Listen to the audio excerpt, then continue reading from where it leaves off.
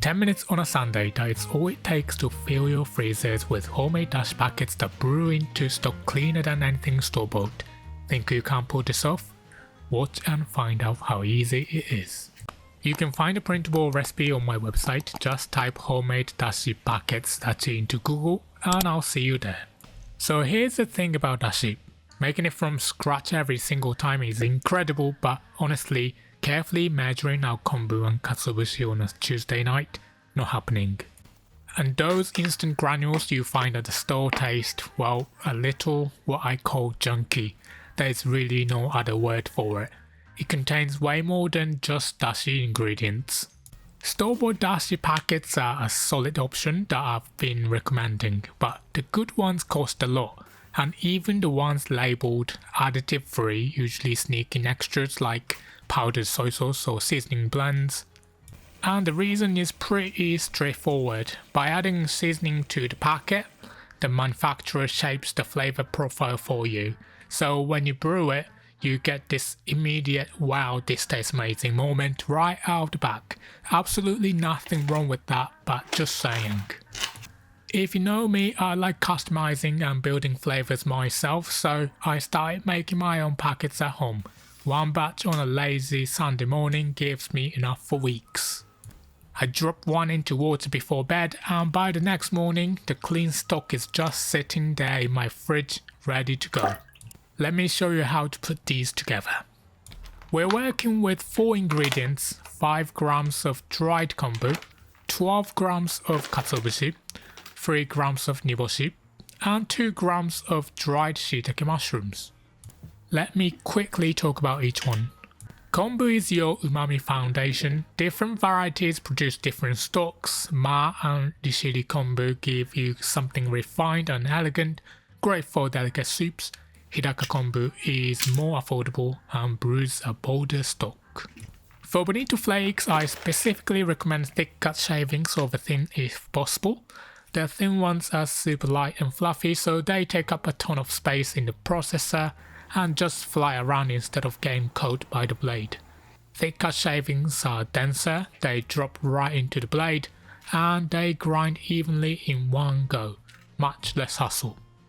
Niboshi are small dried sardines and they bring a bold, briny punch that is especially good in miso soup and udon broth. The key thing here is preparation. You absolutely need to snap off the heads and pull out the dark guts before grinding. Those parts contain compounds that will make your dashi bitter and fishy. And finally, dried shiitake mushrooms. I recommend the sliced kind over the whole caps for one simple reason.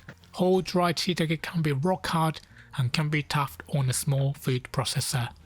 The sliced ones are thinner, they break down easily and they distribute more evenly through the blend. Now grab your food processor or small blender, we're going to grind the kombu first.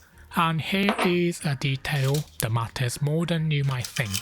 You want to pulse the kombu into coarse chips, not a fine powder. If you grind it too fine, it releases slimy, stringent compounds too quickly when it hits water, and your dashi ends up cloudy, maybe even slimy.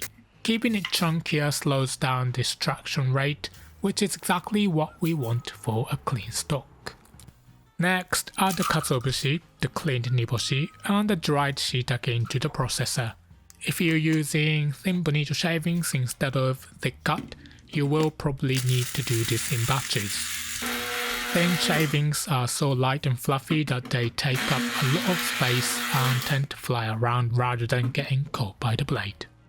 Pour the ground mixture into the container with your kombu chips and give it all a good stir until everything is evenly distributed. Now we portion. Spoon 4 grams of the blend into each empty tea bag and seal it up. Each 4 gram packet is designed to make about 500 ml of cold-brew dashi and then another 500 ml of simmered dashi from the same packet, so roughly 1 liter total from one tiny bag.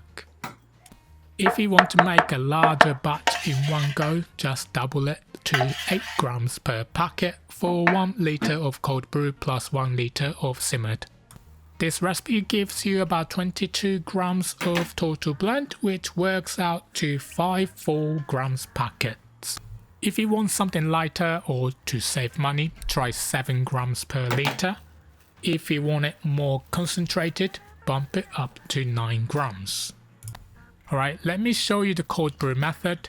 Drop 1 4 grams packet into a container with 500 milliliters of cold water, or a 4 litre if you are using an 8 gram packet. Cover it up and put it in the fridge for at least 12 hours. That is it. No stove, no watching, no fussing. One quick note about water: if you live in an area with hard tap water, it is worth using filtered or bottled soft water for this step. Hard water contains calcium and magnesium that bind with glutamic acid and basically lock it away, so your dashi ends up weaker no matter how good your ingredients are. Look at this. This is a finished cold brew Ichiban dashi, the first extraction, the purest expression of those ingredients. Now take the packets out and set it aside, but do not throw it away. We're going to extract even more flavor from it. Transfer that used packet into a pot with another 500 milliliters of fresh water.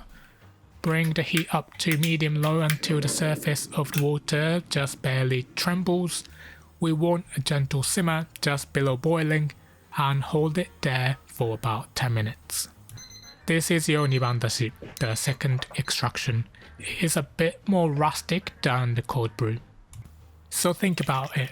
From one little 4 gram packet, you get about 500 milliliters of Ichiban dashi and another 500 milliliters of Niban dashi. I mean a bit less after some evaporation. That is nearly a litre of homemade stock from this little tea bag. And we're still not done with the packet. Even after 2 rounds of extraction, the spent ingredients have a little more to give. Empty the contents of the used packet into a dry frying pan and heat it on low. Stir continuously until everything is completely dry and toasty. Then add a splash of soy sauce, a drizzle of mirin and a pinch of sugar. Mix it all together and you have got yourself a simple furikake, a rice seasoning you can sprinkle over a hot bowl of rice. Zero waste. For storage, make a batch of packets on the weekend and keep the ones you are not using right away in a sealed freezer bag in the freezer. They will stay good for 2 to 3 months, but the aroma does fade gradually, so I personally try to use them up within the first week or 2 for the best flavour.